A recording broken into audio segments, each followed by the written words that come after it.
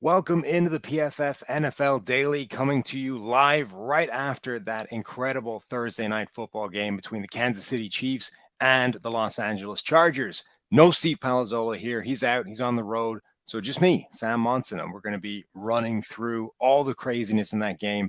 We've been talking about doing this for a while. One of us wouldn't be able to make the daily for whatever reason, so it would have to be a solo effort, and that's what we're going to get here. So let's run through this a little bit. I have some thoughts on that game. Wow, the turnover-worthy plays in a game between Patrick Mahomes and Justin Herbert were absolutely wild. I can't believe that we got that volume of passes end up essentially in the hands of defensive backs. And the disparity between how they were punished or otherwise was absolutely crazy.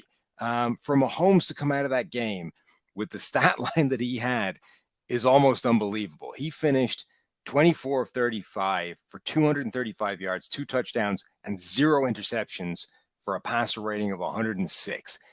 We took a lot of crap last week for his PFF grade not being particularly good, and one of the reasons it wasn't, was a turnover-worthy play, a pass thrown essentially to a defensive back that his receiver had to fix, had to bail out and prevent from becoming a bad play. He seemed to be on a mission in this game to throw the ball to the defense. He had a couple of interceptions that were negated by penalties. And look, not all interceptions that are negated by penalties are bad plays. You know, sometimes the penalty is an easy offside. You knew you had a free play. You put the ball in the air and you just heaved it down and see what would happen. It's a free play. It can only go well for you. These weren't really those types. You know, the first one, or there was an illegal contact that, yeah, it would have put the receiver in the area, but the safety always looked like he was there. There was one, I think, that was a fair interception that got overturned because the ball touched the ground. There was one that was straight in the hands of the corner who dropped it. And there was another one a little bit later where it wasn't really a dropped interception, but was certainly in the area of a linebacker who got a hand to it. So for Mahomes coming out of that game with 0 interceptions is absolutely wild. You know, we're going to have to wait for the grade review and the all 22 and all those kinds of things, but Mahomes' grade is not going to be good in this game. And he had a couple of spectacular plays in there, a couple of plays in there that only Mahomes can make. You know, the touchdown where he's able to avoid pressure, escape a linebacker in the open field, and then do the sidearm sling into a gap and for a touchdown. Beautiful Mahomes play. But wow, he is incredibly lucky to come out of this game without any interceptions at all. And then on the other side, Justin Herbert had played a great game right up until his tight end, Gerald Everett, got hurt or got tired and just kind of gave up in the end zone, just stopped moving. And Herbert thought he had the angle, thought he had leverage, put the ball in the air, immediate pick six. It's just incredible the difference between those two. You know, Herbert then had another bad play later on and you know, got injured and did incredible to battle his way through that. But Mahomes was out here trying to throw interceptions all day, didn't manage to throw one.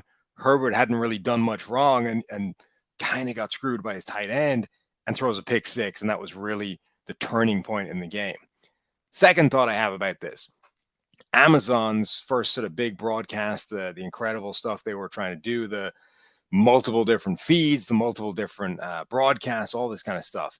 The Prime Vision feed, if you like, the Prime Vision stream was pretty incredible. Essentially all 22 views of the field the whole way.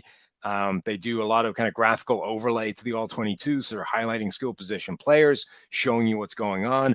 I love that. I think that was fantastic for a couple of reasons. One, being able to see all the things that all 22 gives you is pretty fantastic, but they keep the commentary there. You know, a lot of times when you see these alternate feeds, you get something else. You know, it's not the main alpha team doing the commentary. So you still got Al and Herb Street telling you what was happening. They also kept the replays in there. You know, they would show you the all 22 view, but if something happened, you need to zoom in and show you the slow-mo, super zoomed in version. You got the replays and the commentary and all that kind of stuff as well.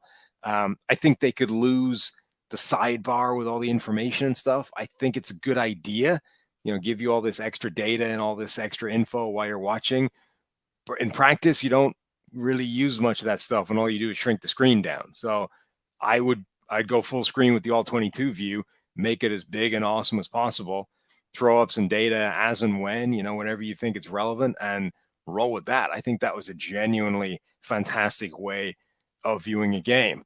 I'll get to my other takes in a second, but first, the NFL's opening week of action was phenomenal, and this Thursday night football game was pretty spectacular as well in week 2. Get ready for the rest of week 2. Touchdowns, big plays, and even bigger wins with Draftking Sportsbook, an official sports betting partner of the NFL. This week, new customers can bet just $5 on any football game and get $200 in free bets instantly. Want more action? Everyone can experience the thrill of DraftKings early win promotion. It's simple. This Sunday, bet on any NFL team to win. If your team leads by 10 points at any point during the game, you get paid instantly, even if your team loses. Download the DraftKings Sportsbook app now and use promo code PFF to get $200 in free bets instantly when you place a $5 bet on any football game. That's code PFF, only at DraftKings Sportsbook, an official sports betting partner of the NFL. Minimum age and eligibility restrictions apply. See description for details.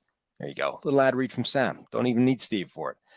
What else have I got? Chargers defense. I thought that looked a lot better in this game. Certainly when you compare it to last year, the Joey Bosa, Khalil Mack axis functions, the player, hashtag, number 3, body slam on Travis Kelce. He was making some plays in this game. The cornerbacks look good.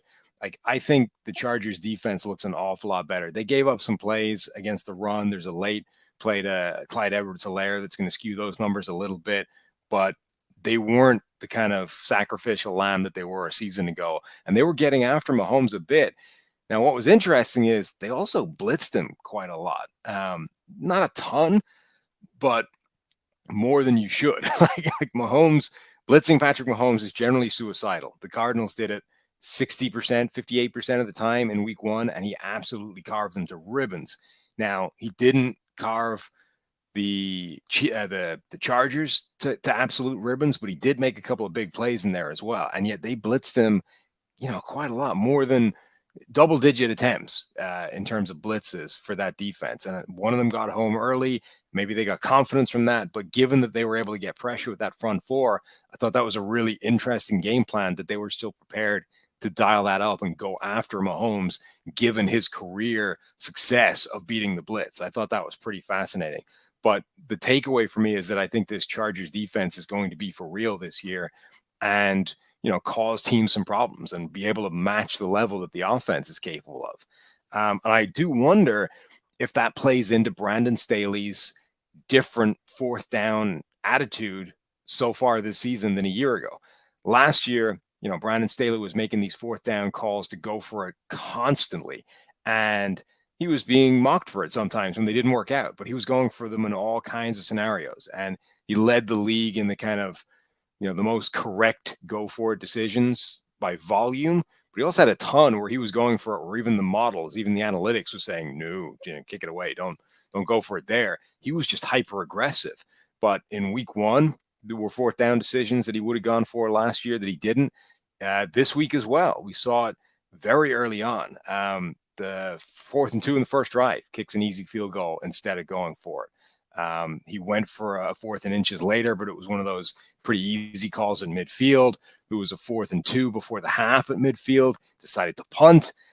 It felt like he was being a lot more conservative with that stuff. And I wonder if it's because he trusts the defense a whole lot more now than he did last year. And he's not as worried about having to put up a ton of points and win by shootouts. He thinks his defense can actually win one-on-one with the opposition and keep them in games. And he's not so keen to sort of steal possessions with those fourth down decisions. I think that's an interesting thing to monitor and maybe even ask the guy in press conferences and stuff if that is playing into it. The last takeaway I have is the offensive line for the Chargers lost players during this game. And I think that was kind of a turning point. They lost Trey Pipkins at right tackle, went out, and they had to bring in Storm Norton, who was pretty disastrous last year. Corey Linsley left with a knee injury, and his backup, Will Clapp, came in as well. And then the other thing that changed is Chris Jones went from spending most of his time lined up against Zion Johnson to flipping to the other side against Matt Filer. Zion Johnson was doing a great job against Chris Jones, but as soon as he went up against Filer, he had a couple of wins really quickly, absolutely dominated, and really started to impact the game that way. So hopefully none of those losses for the Chargers are long-term things. And also that Justin Herbert and what looked like a rib injury for him is not going to be a long-term thing, because I think this kind of lived up to the billing in terms of both these teams look good. Both of these teams, it was a great battle, I think, back and forth. And I think they'll both be legit towards the end of the season. But the Chargers are the team that end up, losing the game, lost a couple of guys from injuries as well. Hopefully, the ramifications of this loss are no more serious for them than simply dropping a game to the Chiefs and moving on. So that's it. But where you can check out some more of those one-on-one mismatch type things on the PFF app. PFF app will identify some of those individual mismatches like Chris Jones against Matt Filer, show you where the advantage lies and where you can place a bet straight from the app.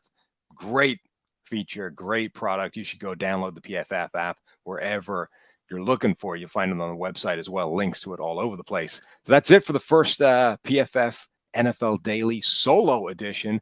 Just Sam here. Steve will be back next week. This is the last one of the week. So we'll talk to you then. Hopefully you've enjoyed listening to me